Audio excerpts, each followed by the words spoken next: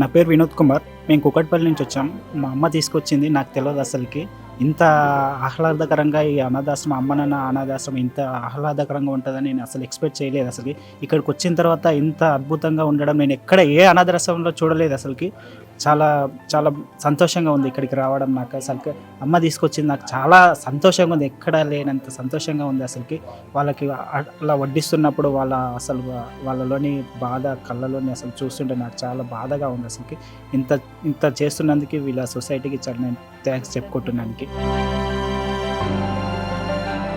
ఆశ్రమం పేరుతో డబ్బులు వసూలు చేసేవారిని నమ్మకండి.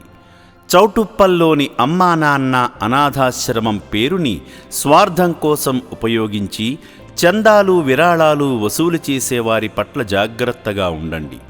ఈ ఆశ్రమ సభ్యులెవరూ రోడ్లపైన లేదా ఇంటికి వచ్చి సేవల పేరుతో డబ్బులు వసూలు చేయరు. అమ్మా నాన్న అనాథ ఆశ్రమం పేరుని వాడుకొని తెలంగాణ, ఆంధ్రప్రదేశ్ 2 రాష్ట్రాల్లో వీధుల్లో తిరుగుతూ బట్టలు, బియ్యము, పప్పులు, నిత్యావసరాలు, నగదు వసూలు చేస్తున్నట్లు ఆశ్రమం దృష్టికి వచ్చింది. వీధుల్లో తిరుగుతూ సహాయం చేయమని ఆశ్రమ యాజమాన్యం ఎవరినీ పంపించదని గమనించండి. అమ్మా నాన్న అనాథ ఆశ్రమం పేరు చెప్పి దండుకునే వారి వివరాలను ఫోటోలు, వీడియోస్ రూపంలో మాకు పంపిస్తే వారిపై తగిన చర్యలు తీసుకుంటాము.